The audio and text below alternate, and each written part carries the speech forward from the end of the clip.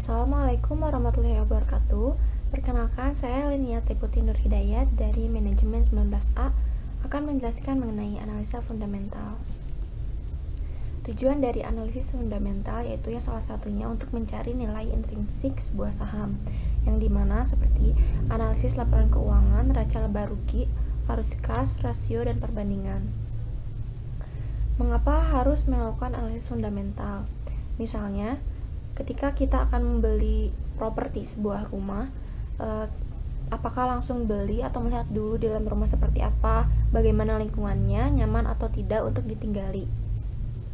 Sama halnya seperti kita membeli saham, kita harus melihat dulu kondisi perusahaan sedang baik atau tidak.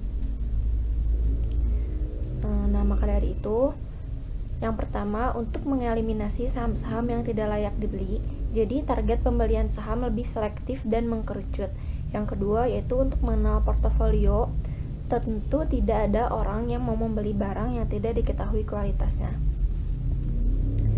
Ada dua faktor yang harus menjadi perhatian di saat menganalisis fundamental, yaitu yang pertama ada faktor kuantitatif dan juga ada faktor kualitatif. Faktor kuantitatif. Analisis fundamental kuantitatif biasanya fokus pada indikator saham yang dapat diukur dengan angka. Misalnya, di dalam investasi saham, investor biasanya memperhatikan modal, aset, kewajiban laba bersih, utang, hingga nilai buku. Cara untuk faktor kuantitatif yang pertama yaitu kita harus mengetahui keuntungan dari perusahaan itu.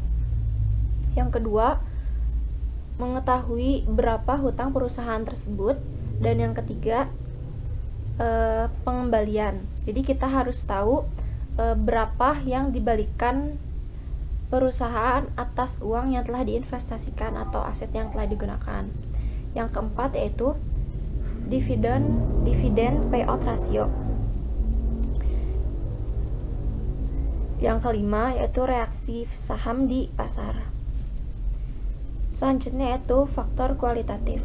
Analisis kualitatif meliputi kualitas pemimpin perusahaan, paten produk, penggunaan teknologi, persaingan usaha, model bisnis. Terkadang redupnya kinerja suatu perusahaan yang memiliki laporan keuangan yang sehat disebabkan oleh posisi persaingan yang kurang menguntungkan. Penggunaan teknologi yang kurang memadai juga bisa menjadi faktornya. Berikut ini adalah cara untuk faktor kualitatif. Yang pertama, jika di sebuah perusahaan kita harus mengetahui model bisnisnya, kemudian keunggulan kompetitifnya, yang ketiga manajemennya, dan yang keempat cooperative governance-nya. Kemudian jika di industri, yaitu yang pertama pasar, pelanggan, pertumbuhan industri, juga regulasinya. Meski tidak tercermin dalam angka, namun faktor kualitatif sangat berpengaruh pada prospek perusahaan. Analisis ini juga mempertimbangkan basis konsumen, pangsa pasar, pertumbuhan industri, kompetisi, dan regulasi hingga siklus bisnis. Terima kasih, cukup sekian. Wassalamualaikum warahmatullahi wabarakatuh.